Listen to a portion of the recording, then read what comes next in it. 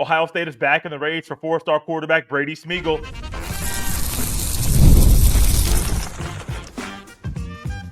You are Locked On Buckeyes, your daily podcast on the Ohio State Buckeyes. Part of the Locked On Podcast Network, your team every day. Welcome in, Buckeye fans, to this bonus episode of Locked On Buckeyes, which is your daily Ohio State podcast, part of the Locked On Podcast Network, your team every day. I'm your host, Jay Stevens, also the host of the Jay Stevens Podcast. And during this Buckeye Blitz, we're going to dive into a running back that Carlos Locklyn recently visited. But before we get to any of that, Ohio State is back in the race for four-star quarterback Brady Smigiel. He is someone that Chip Kelly has been pursuing for quite a long time. When Chip Kelly was at UCLA, Kelly was pursuing Smeagol. When Chip Kelly came to Ohio State, he kept Smeagol on his radar. And now that Brady Smigiel has decommitted from Florida State, Chip Kelly is going even harder to land the really talented quarterback from California. Brady Smigiel is one of those guys, when you watch him play football, you realize he is the real deal.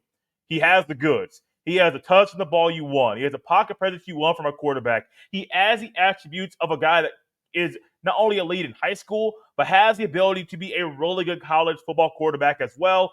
He has the ability and he has the desire to take a hit while still getting a throw off, and he's not afraid to take a shot, because sometimes when you take a shot, that throw could lead to a first down or it could lead to a touchdown, and Brady Smigiel gets that. Smeagol decommits from Florida State on Sunday.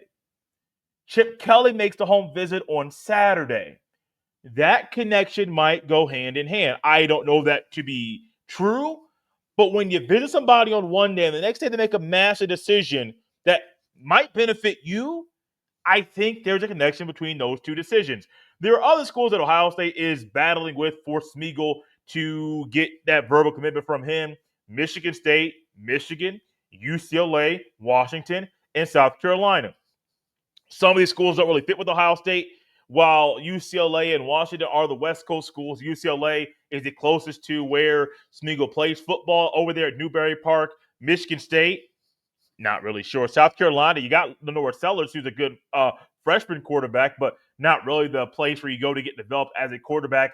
And then Michigan, who knows what kind of offense they're going to run. If you want to play the type of football that Brady Smigiel wants to play, would I go to Michigan? Absolutely not. Now, they got Bryce Underwood, and maybe they're going to change things up, but until we see it, their track record of over the past 5 or 6 or 7 years with the quarterback position has not been that successful. So if I'm Brady Smigiel, what place would you want to go to? The Ohio State University. What does Ryan Day do with quarterbacks? He gets them drafted. He helps you raise your draft stock. If Kyle McCord stayed at Ohio State and he didn't transfer after 1 year of being the starter, I guarantee you Kyle McCord would have raised his draft stock. He probably would be a second-round pick, and he might be a first-round pick. That's what Ryan Day does. While Kyle McCord is 1 year at Ohio State, wasn't the product that a lot of people wanted him to be. If you get another year, second year under Ryan Day, and then 1 year under Chip Kelly, I guarantee you Kyle McCord would have been a better quarterback. He was better in Syracuse. What makes you think he would have been better at Ohio State? Now, Brady Smigiel is one of those guys, man. When I watch him play, I just can't keep raving about him. 6'5", 205 from Newberry Park, California. He is a 2026 kid. He's currently the 5th-ranked quarterback via 247 Sports composite rankings. He's the 62nd ranked player overall in the entire recruiting class in the class of 2026. My guess is that when they do another recruiting bump and update that thing, he's going to be a 5-star kid, a top 50 kid. And he's probably going to be a top 3 or maybe the number 2 quarterback in the entire class. He has the goods. He is that kind of player. And with Chip Kelly's experience and him pursuing him like he is, and the fact that Chip Kelly has his NFL rumors and is potentially flirting with the NFL, I think it means a lot that Chip Kelly's out there recruiting right now. Because Chip Kelly could be a guy that says, man, I know these rumors. I don't really want to recruit. I don't want to do all this. No. He seems like a guy that's all in to where he's currently employed, where he put pen to paper to sign that contract. And it seems like Chip Kelly is going to do what he can do along with Ryan Day, doing what Ryan Day does, because Ryan Day has a mindset of a salesman. A, B, C, always be closing. You get Ryan Day out there with Chip Kelly, you get them to talk about not only winning a national championship, but how they helped Will Howard this year change his mechanics, get better as a quarterback, raise his draft stock in a way that nobody saw coming. Those are massive recruiting tools to help Ohio State land Brady Smigiel. Now the race isn't over. He's going into his senior year coming up in the fall. This race is going to be very, very intense and very, very hot. But I have a belief in Ryan Day and in Chip Kelly to get this done. I also have a belief in Carlos Locklyn to do what he does on the recruiting trail to pursue and allure the number one running back in the class of 2026 to go from Virginia to where he currently is to play football at Ohio State. This episode is brought to you by FanDuel. Super Bowl 59 is here. One game, two teams, endless possibilities. And there's no better way to make every play more exciting than with FanDuel Sportsbook. Whether it's predicting the first touchdown, calling the MVP, or even betting on the coin toss, FanDuel makes it easy to get in on the action. With live betting all game long, you can adjust your bets as the game unfolds and feel the thrill from kickoff to the final whistle. The live betting feature lets you stay involved no matter what happens on the field, and the app is super easy to navigate. Plus, knowing that you can place a $5 bet and potentially win $200 in bonus bets for the Super Bowl, y'all, that's the icing on the cake. Download the app or head to FanDuel.com to get started. Bet just $5, and if you win, you'll score $200 in bonus bets. That's FanDuel.com. Bet with FanDuel, official partner of Super Bowl 59. Thank y'all for tapping into this bonus episode of Locked on Buckeyes. And every now and then, we're going to do these shorter episodes to get you more Buckeye news in your feed every single day of the week, which is why you should tap into Locked on Buckeyes. Make sure you subscribe on the YouTube or wherever you get your fine podcasts. And as you subscribe to Locked on Buckeyes and stay up to date with Buckeyes recruiting, you're going to hear a name more often. Savion Hiter. Cinco is his nickname. He is the number one running back in the class of 2026. Out of Virginia, Mineral, Virginia to be exact, Louisa County High School. He is a dude. The number one running back in the class of 2026, a five-star kid, the 14th ranked player in the class of 2026 via 247 Sports composite rankings. The rankings, they're there. His film speaks volumes that this dude is a dude. He can play. He can ball. He has the size you want at about 5'11", 200 pounds. When I saw him I saw a picture he tweeted out with his visit with Carlos Locklyn, and I'm thinking, hey man, you 200, you're a solid 200 for a junior.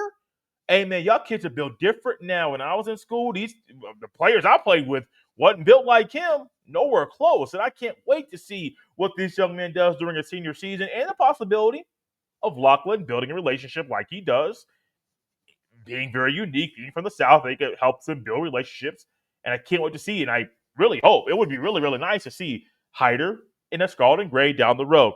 He has size. He has a speed. He has a physicality that you want in the running back. Every clip I saw from him, he made the first guy miss. Now, it's a highlight reel. Keep that in mind. But sometimes the first guy kind of pulls you down a little bit, and you kind of got to break 2 or 3 tackles, or sometimes he pulls it down or he holds you up, and you have to really, really work through it. No. He made the first guy miss with ease every single time. And then his vision is one of those things that I think is next level. His vision being able to have the balance and have the superior balance, way more balance than the average running back in high school. This young man, when you watch him play, he'll break a tackle, and it doesn't seem like his balance is leaning to the right too much or to the left or forward or backward. No, it just seems like his center of gravity and his balance is always in sync and always in line with the mission.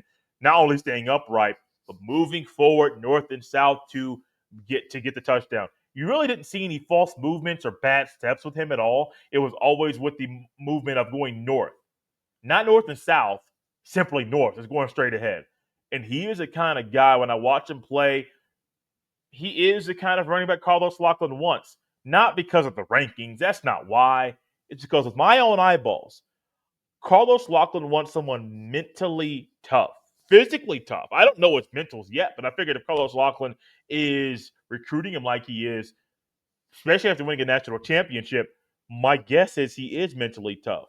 He wants someone that can take hard coaching. He wants someone that has the physicality that you make the first guy miss, but also understanding that you can get better. And my gut tells me, based off the things I know about Carlos Locklyn, and based off the things that I've seen when I watched Savion Hiter's film, he's the kind of guy Carlos Locklyn wants. Not just with his play, but with his brain as well. If there's a guy out there at Ohio State that can make this thing happen, it's Carlos Locklyn. We have seen him over and over and over and over again build relationships, sustain relationships, strengthen those relationships, and it's led them to landing some big guys. One guy, Turbo Rogers, that was committed down south, committed to Alabama, ended up flipping from Alabama to Ohio State late in the 2025 cycle before the early national signing day. He was crediting Carlos Locklyn for the relationship that he built. Brian Smith, who covers recruiting, talked about the relationship that Locklyn and Turbo Rogers built and how influential it was for Rogers to decommit from Alabama to come to Ohio State. And Brian Smith and I were both on the same page. If Rogers flips to Ohio State, there's a good chance Ohio State doesn't sign all three running backs, and Bo Jackson and Isaiah West being the other two running backs in the Buckeyes 2025 recruiting class. We were wrong. Yes, Rogers did flip, and all three guys signed. That's huge because most elite running backs, they don't want to go to a class that has three guys, but all three went in. That not only speaks about the type of caliber of players and men that these guys are, but also speaks about the caliber of coach that Carlos Locklyn is. Thank you all for tapping in Locked on Buckeyes in this bonus episode right here on your feed on a Wednesday afternoon. You can follow me on any social media platform at jstevens07. Send every email to jstevens317 at gmail.com. Buckeye fans, we're about here on a hump day. We'll see you next time.